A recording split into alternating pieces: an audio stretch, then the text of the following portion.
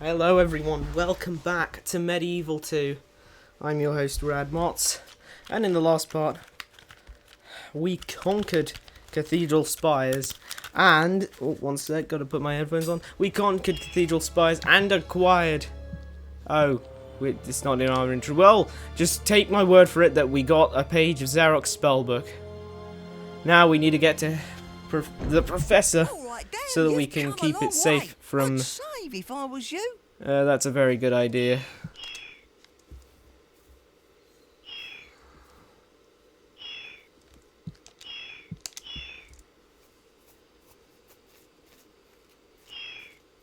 Dan, you're alive! I thought you'd been crushed in the wreckage. I'm going to tell the Prof and Kia what's going on.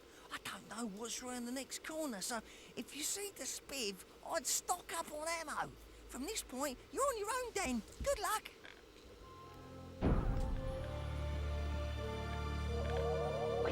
Good, a chance to get back some life.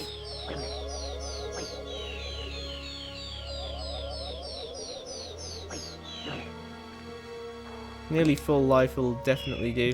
We don't really have the cash for anything. I don't think we can. Nah, 25 isn't enough for anything. Ignore me.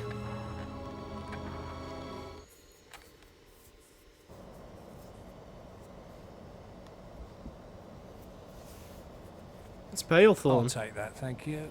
Oh. You never give up, do you, Dan? I knew you'd find the last page of Zarok's spellbook for me. Damn it. You should have joined me. We would have made a great team. Instead, I got lumbered with these two. But, Master, Silence. Think about it, Daniel. An eternity by my side. Why, with my powers, I could put flesh onto your bones as easy as pie. I'll never join you. What was that? Could you mumble that again? No? Oh well. You two can redeem yourselves. Killing one another for the spell. So, these guys aren't going to hold back as much as they did last time. Luckily, what? Okay, that's new to me. Luckily, I have a perfect strategy for them. And that's... How did that not charge up? Where are they, by the way? Oh, there they are. Basically, the strategy is... Use the cane, because it works really well on these guys. This has been my strategy for ever since I first played the game, and it's really consistent. A lot of people like to take out the hammer first, and I don't blame them for it, because it does take out Dogman with relative ease. But once Dogman's gone, Manda charges up, whereas if you take out Manda first, Dogman doesn't charge up, so you can just use the hammer on him from that point and, you know, wreck him easily. Whoops! Ouch! Ouch! Okay, I screwed up my strategy. One drawback to this strategy is it's kinda slow. So I wouldn't recommend this for speedrunning, but if you're low on life after Cathedral Spires, absolutely use this.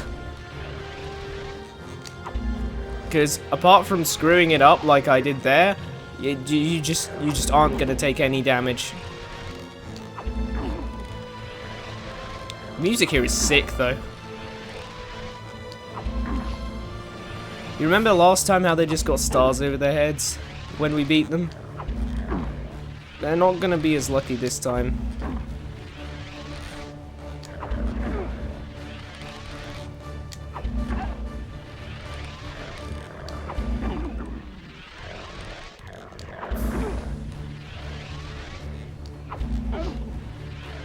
Okay, I'll give it a few more jabs with the cane stick, and then I think I might just do something else. Because man, oh man, this does take ages.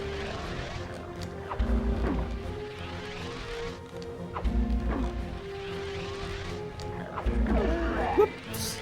Yeah, you see, it kills him first, so then you can use your hammer.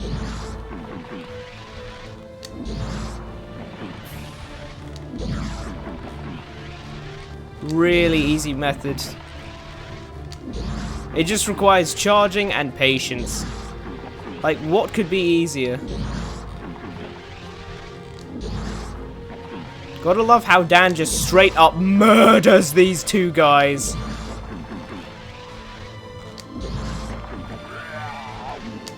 Is that it? Is he dead? I think he's dead. What should I do? Should I do the...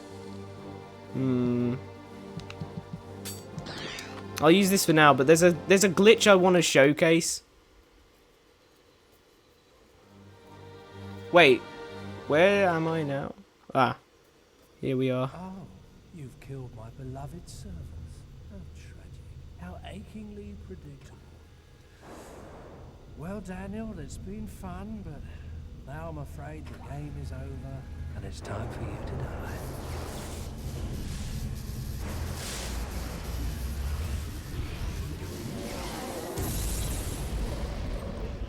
Yeah.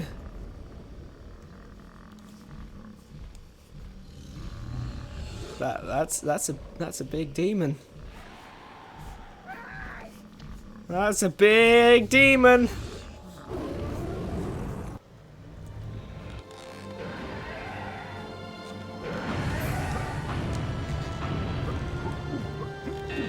Yeah, we can't even target this guy. Instead, we're going to focus our attacks on Palethorne. He's got a barrier on his front side, but we should be able to do some damage if we get the rear of his, you know, his engines and stuff. Like right now.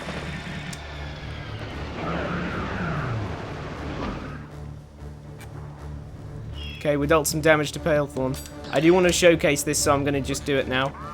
But if you attack, if you jump, you can actually hit him in the belly with your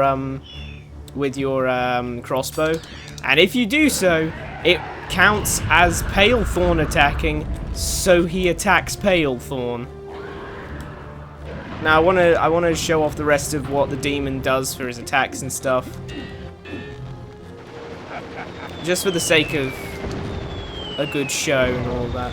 Oh, I've been hit by 2 rockets. That's not very good.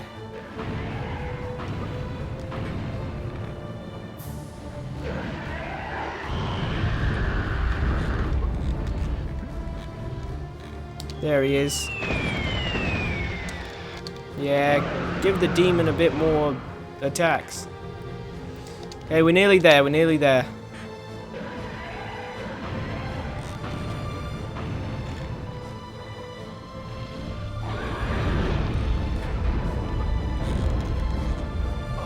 Oh.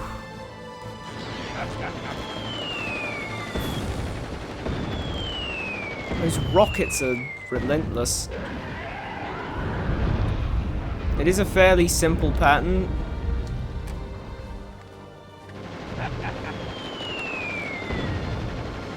Not the most difficult final boss of all time by any stretch of the imagination, but still lots of fun.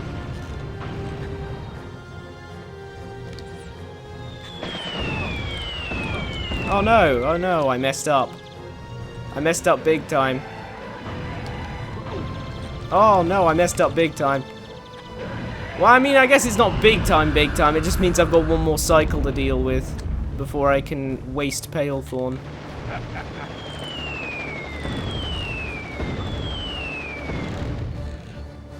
Okay, just gotta dodge the rockets and the fire and everything else that this boss throws at you.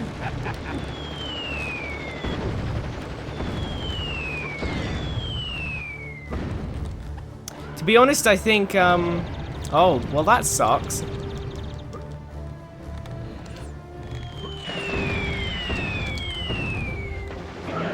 To be honest, I think Zarok was a more fun boss fight, but, you know, this is all good.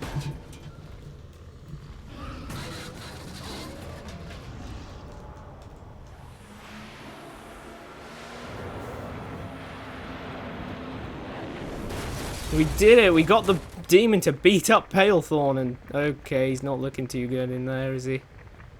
Eesh. Well, I suppose a decent thing. would be to admit defeat. Well, sensible too. But I ain't a decent man. If I'm going down, I'm taking you with me. It's funny. All my life, all I wanted was a little respect. And world domination, of course. For people to notice. Well, they'll notice this. I'll notice wait, do that again, but in high definition PS1 graphics. Move it, Dan!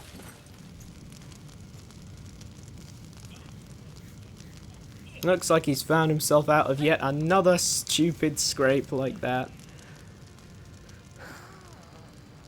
Well, Palethorne's dead, so there's no risk of Palethorne taking over the world now.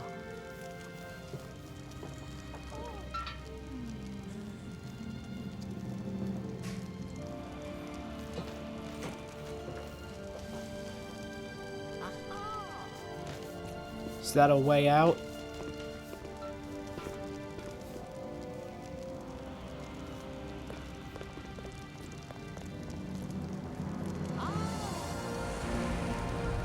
Oh, would you look at that? It's the time machine.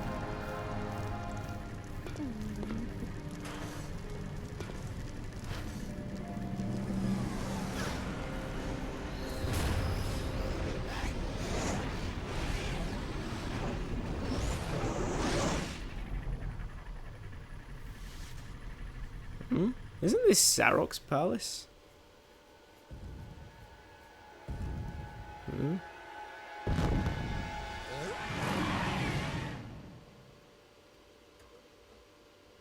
Yeah, that's the ending you get for getting all the chalices.